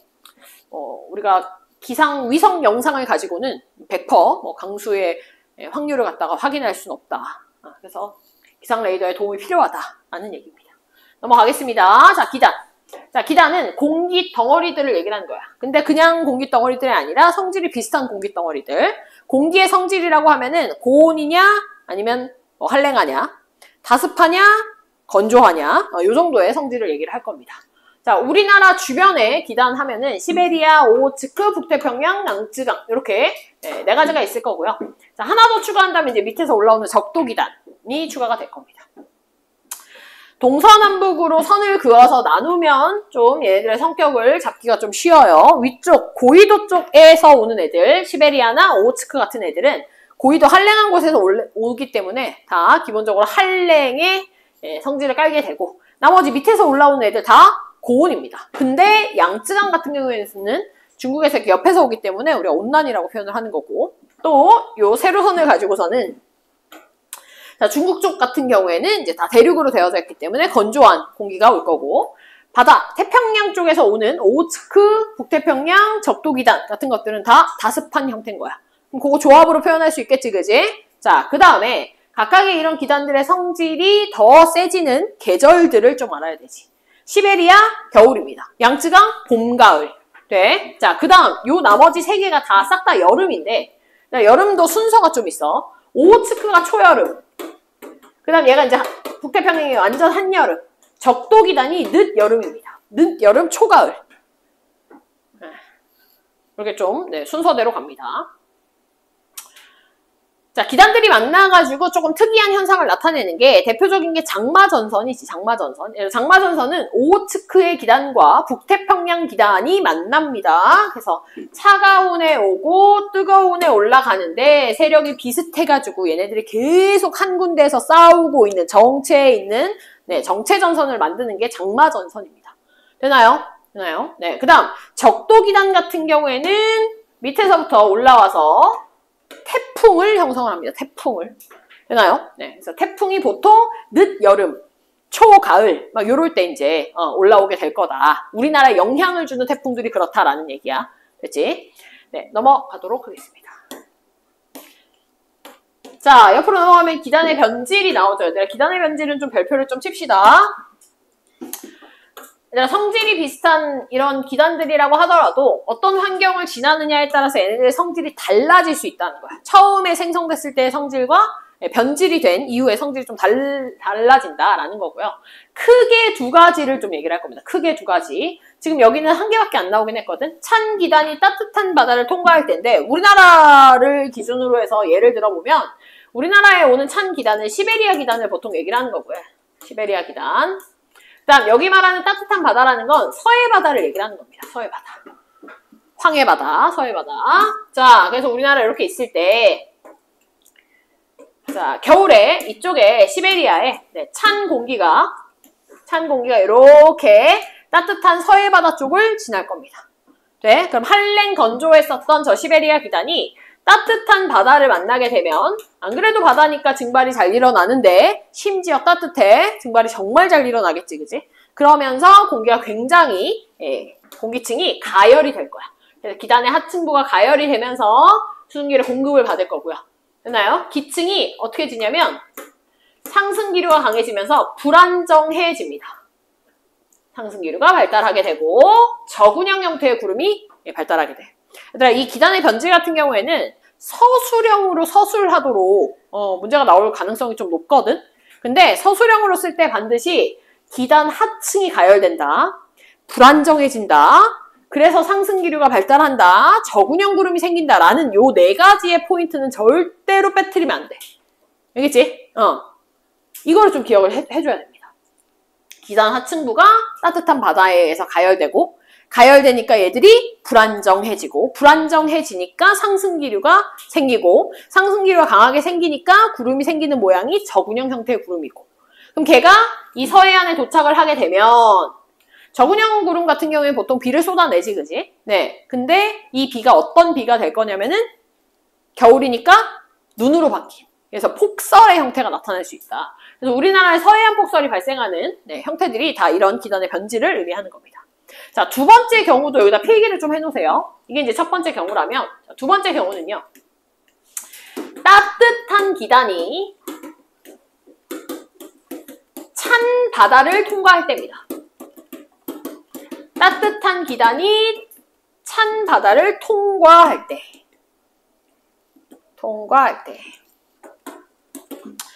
그래서 우리나라를 기준으로 또 예를 들어서 얘기한다면 여기서 말하는 따뜻한 기단이라는 거는 북태평양 기단을 얘기를 하는 거고요. 그 다음 이 찬바다는 남해 쪽 바다를 얘기를 하는 겁니다. 북태평양 기단에 비해서 남해 바다가 차갑다라는 뜻이야. 그럼 기단이 어떻게 오는 거냐면 얘들아 이렇게 밑에서 이렇게 올라오는 겁니다. 이번에. 그럼 여기에 북태평양 기단 같은 경우에는 고온 다습했던 기단이야. 원래 뜨겁고 수증기도 많은 상태야. 근데 걔가 찬 바다를 지나간다. 그럼 어떤 일이 일어나냐? 자, 빠뜨리지 않아야 하는 문장 한번 써볼게. 자, 찬 바다를 지나가게 되면 이 북태평양 공기층 기단의 하층부가 냉각됩니다. 기단의 하층부가 냉각이 되면은요, 기층이 안정될 거고, 그러면 상승기류가 약해질 거야. 그래서 생기는 거 안개가 생기거나 층운형 구름이 생깁니다. 층운형 구름보다 더 상승기류가 약한 경우에 생기는 게 안개거든. 돼? 그래서 여기는 구름 생길 정도로 얘가 상승을 한 것도 아니기 때문에 보통 짙은 안개가 형성이 되는 게 요 남해안에 여름 계절에 북태평양이 발달했을 때 그때 남해안에 이제 짙은 안개가 잘 생기죠. 이게 기단의 변질의 예입니다.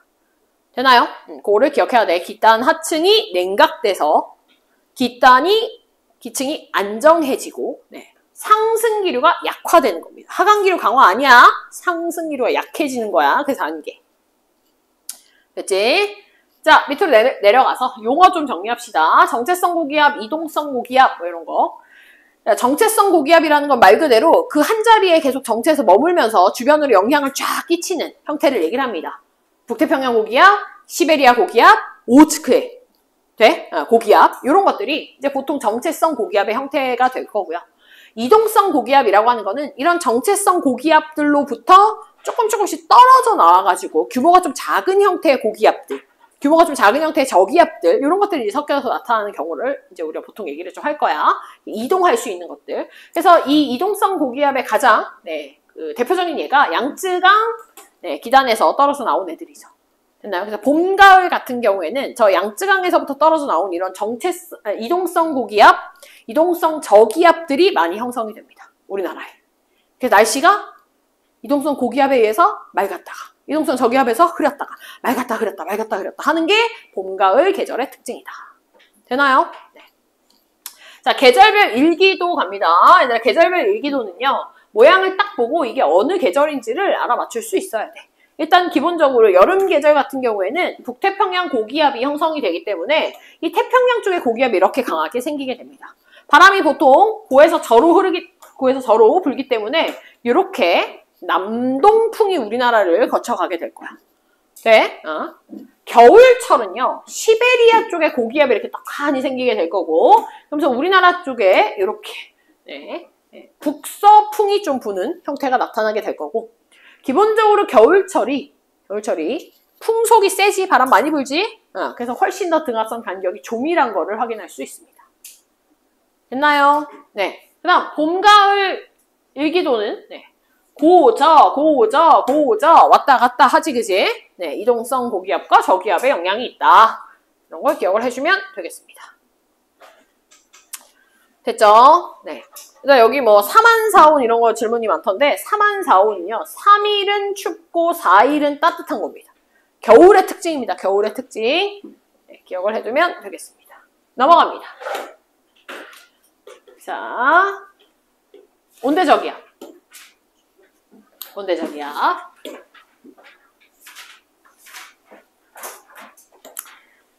자, 여기서는 우리가 봐줘야 되는 게 뭐냐면 일단 전선이라고 하는 용어부터 좀 볼 건데요.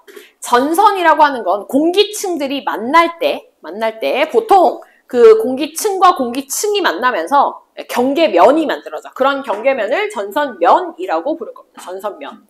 자, 전선면이 생기면 그 전선면이 사실 우리한테는 별로 의미는 없어. 왜냐면 우리는 바닥에 붙어 사니까.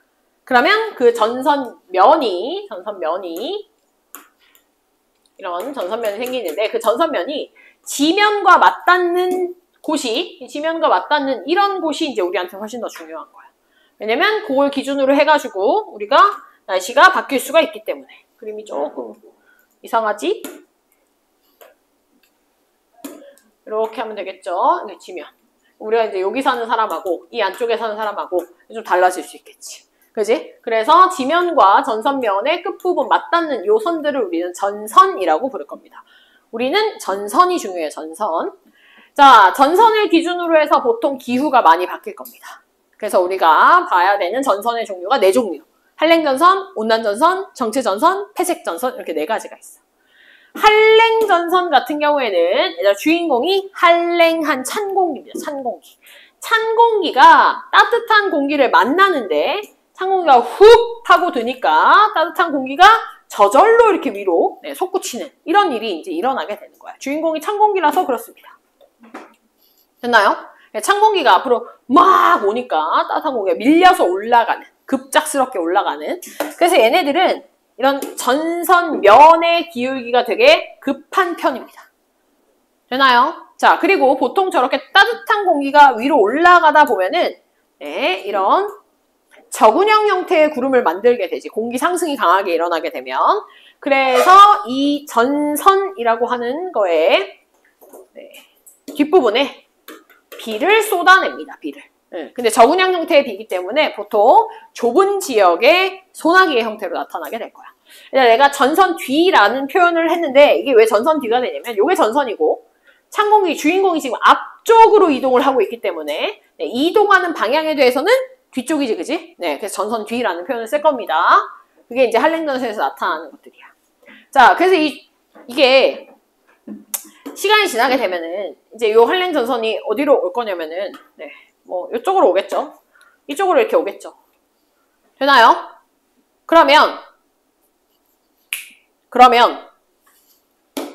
여기 따뜻한 공기가 있었던 곳에 살았던 사람을 중심으로 표현을 해봤을 때 이 따뜻한 공기를 이제 경험을 하고 있던 사람은 한랭전선이 이제 앞쪽으로 쭉 지나감에 따라서 이제 어디로 이동하게 되는 거냐면 전선면이 이제 이렇게 생기면서 찬 공기 속으로 들어가게 됩니다. 비를 이렇게 쫄딱 맞는. 돼? 그럼 뜨거운 공기에서 찬 공기로 바뀌었으니까 기온이 떨어지는 걸 경험을 하게 될 거고. 기온이 떨어지면 이제 찬 공기가 많은 거잖아. 찬 공기는 이게 상대적으로 밀도가 좀 크거든? 누르는 압력이 큽니다. 그래서 기압은 상승한다, 높아진다라고 우리가 표현을 해요. 되나요? 그래서 한랭전선이 지났을 때 보통 기온은 떨어지고 기압은 상승하는 반대의 상황이 나타나게 될 겁니다. 이게 한랭전선이야, 한랭전선. 됐지? 풍향은 조금 이따가 할게. 자, 그 다음 온난전선 같은 경우에는 이번엔 따뜻한 공기가 주인공입니다. 그래서 봤을 때 찬 공기가 앞으로 가고 있었는데 그걸 따뜻한 공기가 뒤에서 이렇게 따라잡아가지고 잘근잘근 밟으면서 이제 위로 상승하는 경우야. 뜨거운 공기가 기본적으로 찬 공기에 비해서 밀도가 작기 때문에 다 이렇게 위로 솟구칩니다. 근데 그 솟구치는 게 자, 갑작스럽게 확 솟구쳐 올라가냐 아니면 천천히 이렇게 위로 올라가냐에 따라서 우리가 한랭과 온난으로 나눌 수 있는 거야. 그래서 경계면은 좀 완만한 형태가 될 거고요. 전선이 이렇게 생기는 형태가 되겠지. 그래서 따뜻한 공기가 이동하는 방향 쪽이 앞쪽이기 때문에 우리가 비는 어디 내리냐 한다면 비는 따뜻한 공기가 올라가면서 이렇게 층은형 형태의 구름을 만들어서 비를 내리기 때문에 온난전선 앞쪽에 넓은 영역에 지속적인 비가 내린다. 얘들아, 지속적인 비라는 건 이슬비 같은 거 얘기하는 거야. 많은 양의 비가 아니야. 그걸 내린다라는 게 온난전선에 대한 얘기입니다. 그럼 온난전선은 자, 온난전선을 겪기 전의 사람이 어디 있었냐면은 이 찬 공기 밑에 있을 거야. 됐지? 기온이 낮았을 거야. 근데 전선이 이렇게 이제 앞으로 이동하게 되면은 이 사람은 따뜻한 공기 속으로 들어가게 되거든. 네, 그래서 기온이 상승하고요. 기압은 반대로 떨어지게 되는 현상이 나타나게 됩니다. 요게 한랭과 온난에 대한 얘기. 됐지? 자, 밑에 나머지 정체전선과 폐색전선. 정체전선과 폐색전선의 기호를 좀 잘 볼까요? 기호를 좀 보게 되면은 정체전선 같은 경우에는 보통 찬 공기, 뜨거운 공기가 하나의 지역에 이제 같이 몰려왔는데 세력이 너무 비슷해서 거기에 이제 머물러 있는 상태가 되는 거거든. 보통 찬 공기에 이동을 갖다가 우리가 어떻게 보냐면 찬 공기 이렇게 위에서 고緯도에서 오는 경우들이 많으니까 찬 공기의 이동 방향을 이렇게 세모로 표시를 합니다. 됐나요? 그래서 이런 세모가 한랭전선의 이동 기호이기도 해. 근데 일단 정체전선에서 똑같이 찬 공기 이동하니까 세모로 해주고 또 뜨거운 공기들은 보통 이렇게 저위도에서 공급이 되기 때문에 위쪽으로 이렇게 반원의 형태로 이동을 하는 게 이게 이제 또 온난전선의 표현입니다. 그럼 한랭이나 온난이나 얘네들이 누구 하나가 이제 세력이 이기면 이제 한랭, 온난으로 나뉘어지게 되는 거고 세력이 비슷비슷한 경우에는 이렇게 정체전선의 형태로 기준선을 기준으로 해가지고 양쪽에 다 존재하는 이런 형태가 되게 될 거예요. 이게 정체전선입니다. 정체전선의 가장 대표적인 예가 장마전선인 거고. 얘들아, 비 오는 구역 좀 볼게. 얘들아, 비 오는 강수구역은요. 찬 공기 이동하는 경우, 즉 한랭전선에서는 뒤쪽에 좁은 영역에 비 오지, 그지? 온난전선 이동하는 방향이 앞쪽에 비 옵니다. 되나요? 다시 찬 공기가 이동하는 방향이 지금 어떻게 돼? 위에서부터 밑으로 가는 방향이잖아. 그 방향이 뒤쪽이니까 돼? 북쪽이 될 거고. 온난전선 뜨거운 공기가 이동하는 방향에 앞쪽에 비 오는 거니까 항상 정체전선을 기준으로 북반구에서는 북쪽의 강수구역이 형성이 됩니다. 이거 되게 중요해. 돼? 이게 어디랑 연결지어서 나오냐면은 위성 영상에서 가시 영상이나 적외 영상이나 다 보통 적은형 구름들은 하얗게 보일 거거든. 그럼 구름을 하얗게 주고 정체전선의 위치가 어디냐 이런 걸 물어볼 거야. 그러면 구름 하얀 곳에 어디다가 밑줄을 쫙 그어야 돼? 아래쪽 부분에다가 선을 쫙 그어주면 그게 정체전선의 위치가 될 겁니다. 됐죠? 자, 폐색전선 같은 경우에는 아까 한랭전선과 온난전선이 동시에 만들어지는 경우들이 발생해. 온대저기압이라고 하는. 그런 온대저기압의 소멸 과정에서 나타나는 게 바로 폐색전선입니다. 폐색전선. 그래서 한랭전선이 보통 속도가 빠르기 때문에 얘가 느린 온난전선을 따라잡으면서 소멸되는 과정에서 폐색전선이 나타나게 됩니다. 폐색전선도 강수구역을 좀 살펴보면은 자, 한랭전선은 뒤쪽에 비가 오죠. 되나요? 온난전선은 앞쪽에 비가 옵니다. 무슨 얘기냐면요. 폐색전선을 기준으로는 앞뒤로 비가 엄청나게 많이 옵니다. 됐지? 전체적으로 다 많이 온다. 그게 폐색전선이다. 라고 생각을 해주면 되고 수능을 준비하는 사람들 같은 경우에는 얘들아 요새 이 폐색전선이 문제가 엄청나게 나오고 있어. 한 1, 2년 전부터. 폐색전선이 약간 모양이 또 누구랑 비슷하게 생겼냐면은 약간 태풍 비스무리하게 생겼거든? 근데 막 대륙 쪽에 태풍 비스무리한 막 이런 모양이 있다. 구름의 모양이 있다. 그러면 그거는 태풍이 아니라 폐색전선입니다. 됐나요? 태풍은 대륙 쪽으로 오면 이제 소멸돼서 없어지거든. 그만큼의 그런 강력한 비구름을 만들 수가 없거든. 그래서 폐색전선이라고 생각을 해주면 됩니다. 자, 학교에서 만약에 한랭형 폐색전선, 온난형 폐색전선을 배웠다면 이거는 별거 아니고 뭐냐면 폐색전선에서도요. 한랭이나 온난 중에서 어떤 애들이 더 살아남았냐라는 겁니다. 일단 기본적으로 폐색이라는 말은 겹쳐진다는 얘기니까 한랭 전선면이 살아남으면서 온난 전선이 끊기는 경우가 있고 온난 전선이 살아남으면서 한랭 전선이 끊기는 경우들이 있어. 왜 끊기냐? 왜 살아남냐? 일단 더 찬 공기가 있을 때 살아남습니다. 그러니까 기본적으로 한랭 전선은 찬 공기, 따뜻한 공기, 온난 전선도 찬 공기, 따뜻한 공기인데 더 찬 공기가 있는 곳이 공기가 살아남게 되고요. 그냥 그거보다는 기온이 조금 더 높은 경우가 이제 끊기게 되는 거예요. 이쪽에. 그래서 얘들아 이렇게 회색 전선이 나와져 있는 경우에 너네가 뭘 하면 되냐면요. 이걸 기준으로 살아남아 있는 전선면을 기준으로 해서 더 찬 공기인지 그냥 찬 공기인지를 반드시 써야 됩니다. 되니? 얘도 마찬가지야. 얘도 이 온난 전선 쪽 요 면이 지금 살아남아 있기 때문에 얘가 더 찬 공기가 되는 거고 얘가 찬 공기가 되는 거야. 가운데는 당연히 뜨거운 공기겠지? 돼? 요거를 갖다가 지점을 A, B, C 해가지고 기온을 비교하시오. 이런 문제 나올 수 있어. 알겠지? 넘어가겠습니다. 자, 온대저기압의 특성. 얘들아, 온대저기압은요, 중위도 온대지방에서 발달을 하는 겁니다. 발생을 하는 겁니다. 온대지방. 근데 이 온대지방이라고 하는 거는 보통 어디를 좀 얘기를 하는 거냐. 우리가 그냥 중위도 생각하면 30에서 60을 생각할 수 있거든. 그치? 근데 조금 더 잘 생기는 위도가 있습니다. 위도 몇 도야? 좀 잘 생기는 위도. 위도 몇 도? 30? 20? 미치겠다 아주 그냥. 자, 얘들아 20도는 중위도가 아니잖아? 그러니까 탈락. 30도는 고압대, 고기압대 탈락. 돼? 그럼 어디 갔어? 60. 60도입니다. 위도 60도 근처입니다. 얘들 보소 진짜. 얘들아 만남의 광장 생각 안 나니? 안 나. 진짜. 봐봐. 생각나 이제?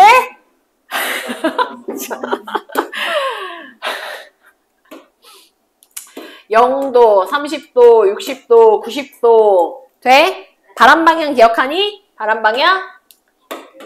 무슨 풍? 모역풍? 편서풍? 극동풍입니다.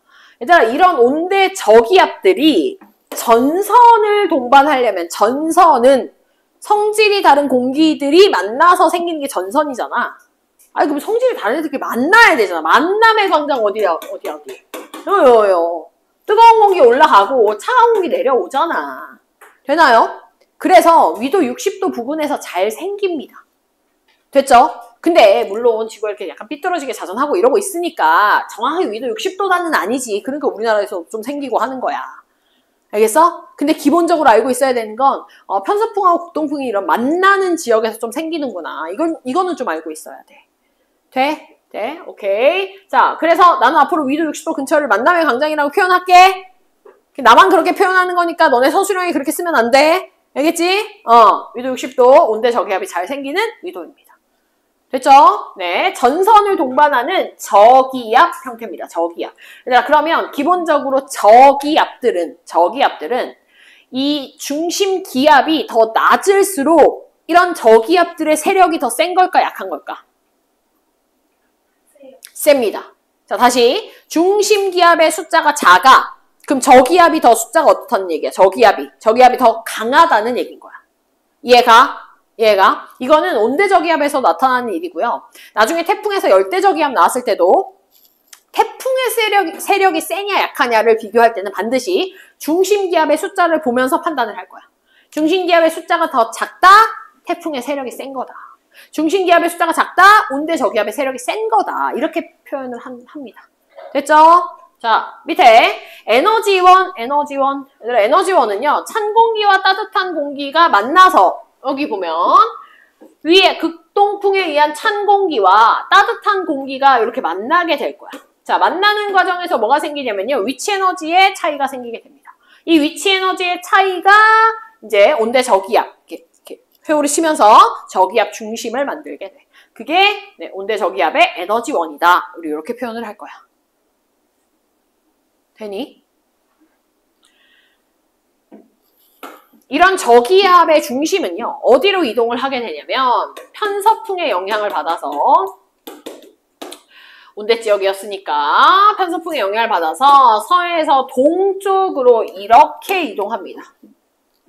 되나요? 네. 그래서 항상 일기기호가 서쪽에서 생긴 일이 동쪽으로 이렇게 이동해서 생기게 되어져 있어.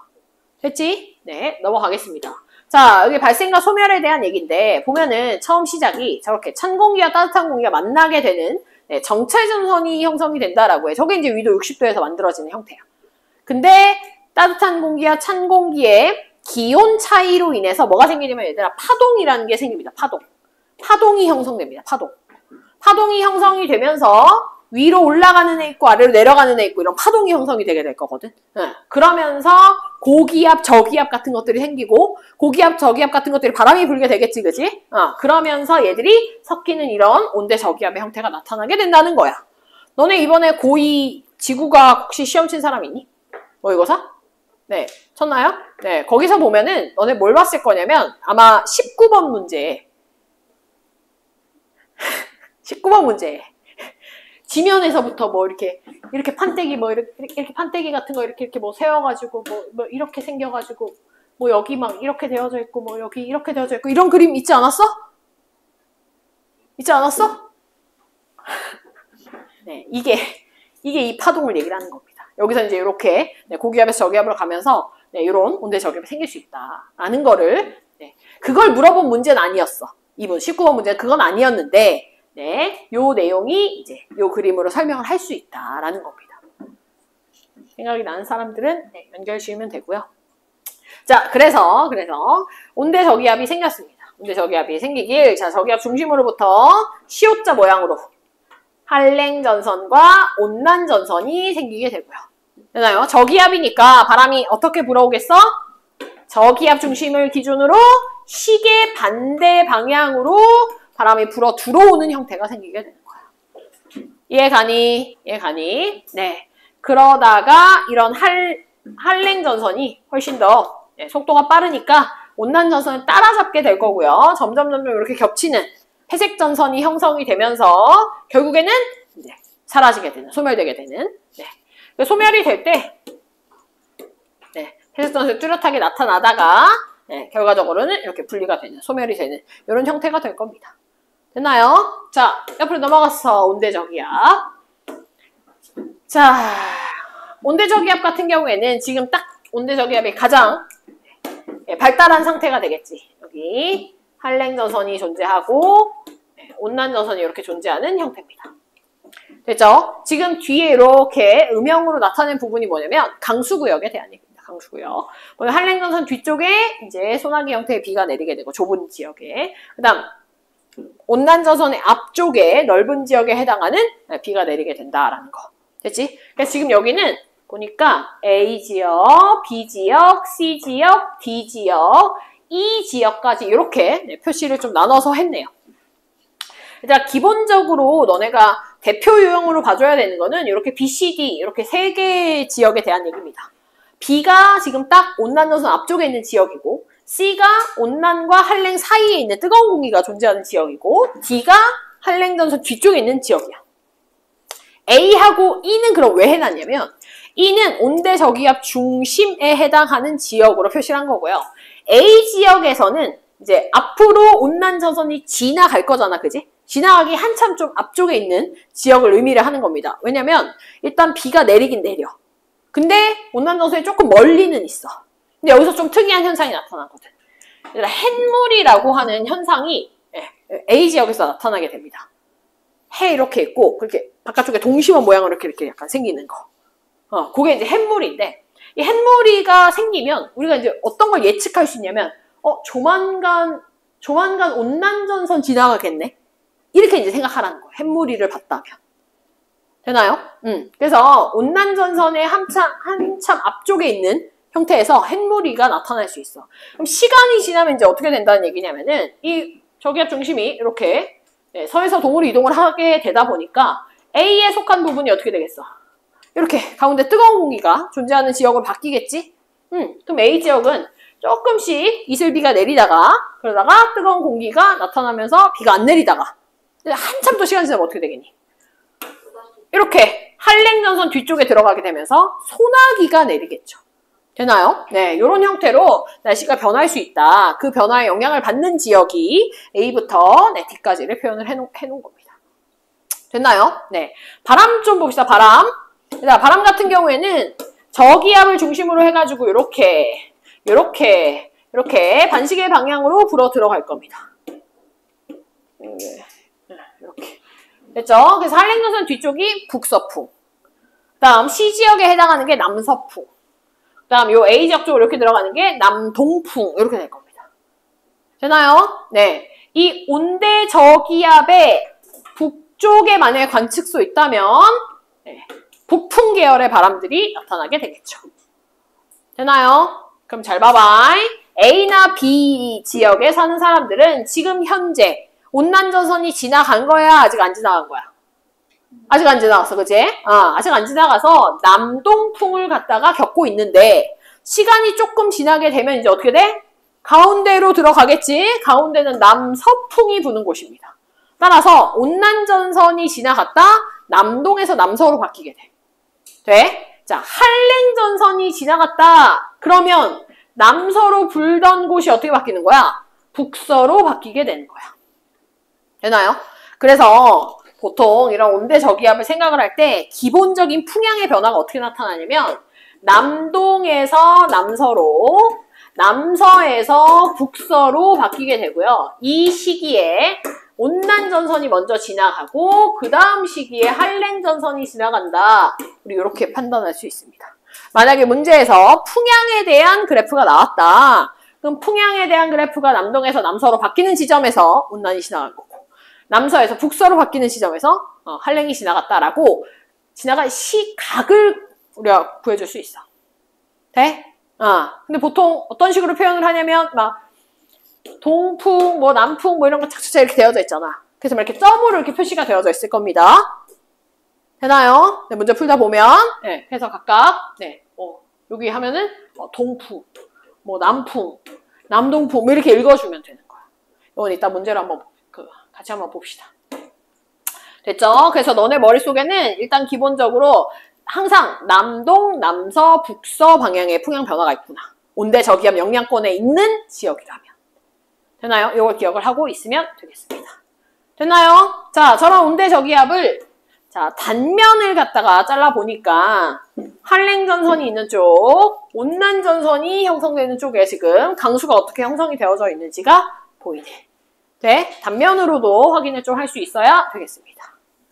됐죠? 됐죠? 자, 밑에 보면은 지금 기온과 기압에 대한 형태가 나와져 있습니다.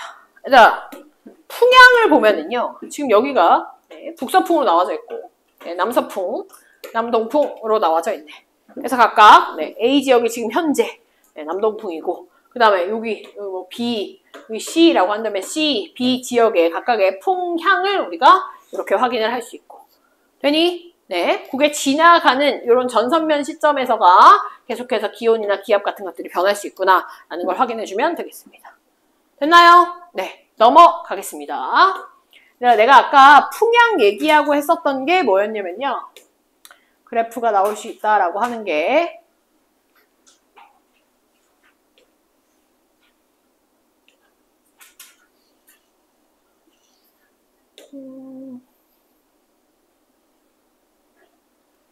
풍향으로 점찍혀 있는 문제가 문제 잘 없네. 여기는 또 얘는 진짜 완전 온대 저기압 것만 해서 그런가 보다. 근데 이게 너네 EBS 기출 풀잖아? 수능 기출 그런 거 풀잖아? 그러면 거기서는 뭐 남동, 남서, 북서라고 하는 게 마치 이 태풍 쪽의 문제처럼 어떤 그래프가 나오냐면 내가 말한 거는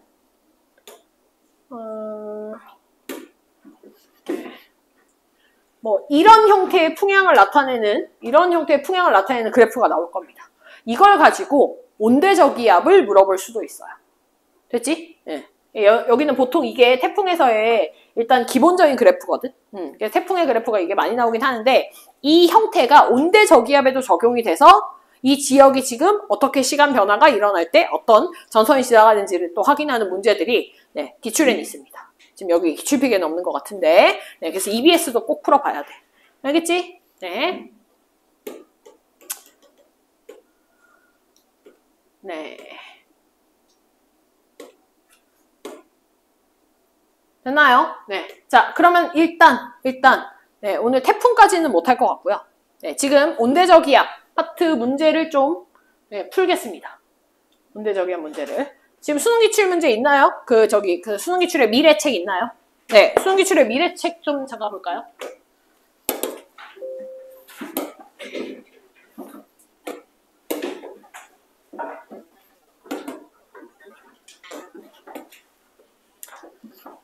일단 기출픽은 온대저기압까지 싹 다 풀어오면 됩니다.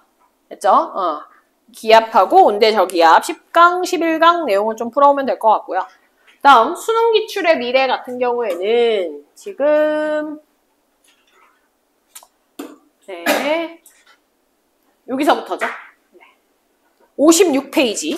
근데 앞에 조금 덜 푼 부분이 있지? 지질시대 뭐 고파트 해가지고 좀 덜 푼 게 있지? 맞지? 네. 그거는 나중에 풀고 2단원 먼저 기출픽이랑 또 맞춰가지고 2단원 좀 풀도록 하겠습니다. 과제로. 그리고 지금도 좀 한번 풀어보겠습니다. 일단 내가 문제를 번호를 불러줄게. 다 풀지 말고 번호를 부를 테니 그거 지금 얘기해줄게. 지금 번호 부르는 그 번호만 풀어오라고.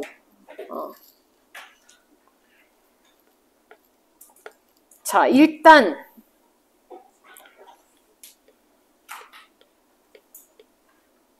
56페이지서부터입니다. 56페이지에서부터 푸는데 자, 번호 부를 게 동그라미 쳐.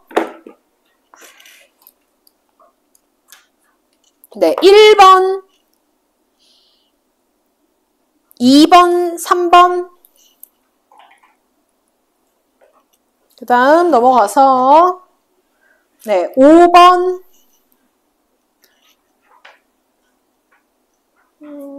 7번 8번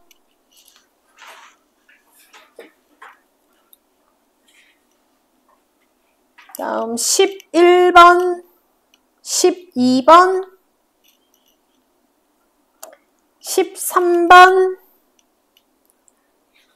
16번 16번 문제 같은 거 봐봐. 이거 지금 온대저기압인데 아까 말했던 것처럼 풍향이 나와져 있지, 그지? 풍향 변화 보면서 언제 어느 전선이 지나갔는지 이런 거 확인하면 되는 겁니다. 그 다음 17번 19번 22번 24번 25번 26번 넘어가서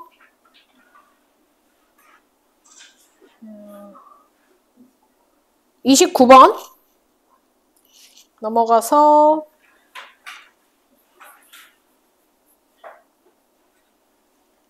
여기까지요. 29번까지요.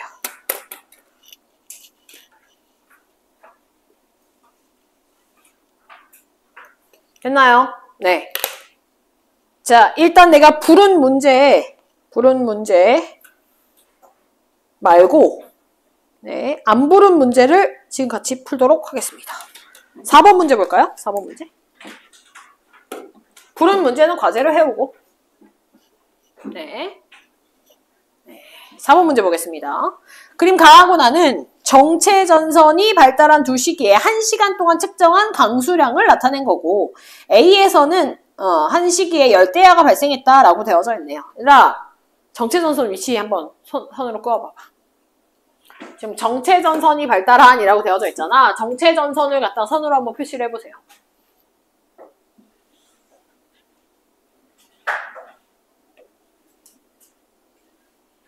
됐니? 자, 정체전선이라고 하는 건 장마 얘기하는 거라고 했었지. 장마 생각하면 된다고 했었지, 그지? 강수구역이 어디야? 정체전선에. 북쪽. 돼? 그러면 이 경우에는 여기에 정체전선 이렇게 그어줘야 되고, 그 다음 나 같은 경우는 어디에 그어야 돼? 이렇게 그어줘야 되겠죠. 되나요? 네, 정체전선이 지금 어떻게 됐냐면 북상했습니다. 북상. 기호까지 표현을 해준다면 기호가 어떻게 돼야 돼? 밑으로가 세모, 위로가 이렇게 동그라미. 네, 이런 표시가 돼야 됩니다.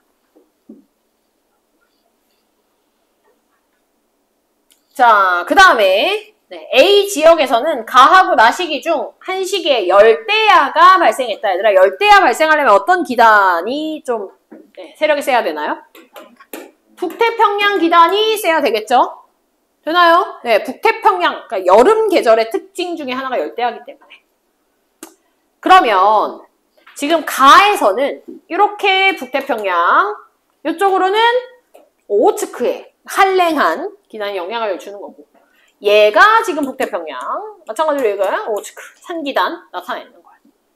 그럼 북태평양 기단의 영향을 받는 쪽이 A 지역이 나일 때가 그렇겠지, 그지? 그래서 나 지역에서가 열대야가 발생했다라고 볼 수 있겠네요. 기억에 전선은 가 시기보다 나 시기에 좀 더 북쪽에 위치했다. 전선 위치 표현해줘야 됩니다. 기억 맞고. 니은에 가 시기에 A에서는 주로 남풍 계열의 바람이 불었다. 그래서 지금 A 시기를 보니까 오호츠크 기단이 어떻게 돼야 돼? 밑으로 계속 내려와 줘야 되겠지. 무슨 풍이야? 북풍 계열이죠. 북풍 계열. 북풍 계열의 바람이 불었다라고 얘기할 수 있겠네. 되니? 네. 자, 그 다음 디귿에 A에서 열대야가 발생한 시기는 나이다. 맞지, 그지? 북태평양 영향받은 거. 이렇게 푸는 겁니다. 됐죠? 얘들아, 문제 풀 때. 네.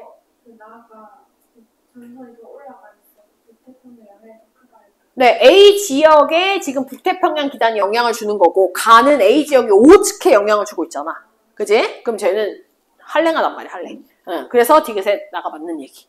됐지? 얘들아, 문제 풀 때 장마전선 이런 거 정체전선 그려야 돼.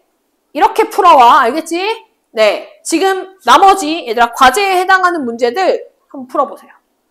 됐죠? 네. 기출픽하고 요거하고 그 다음에 안 해왔었던 오답 있지, 그지? 예. 그 지층의 나이 부분하고 지질시대 부분 그거 오답이랑 그거 다음 시간에 검사하도록 하겠습니다. 됐죠? 네.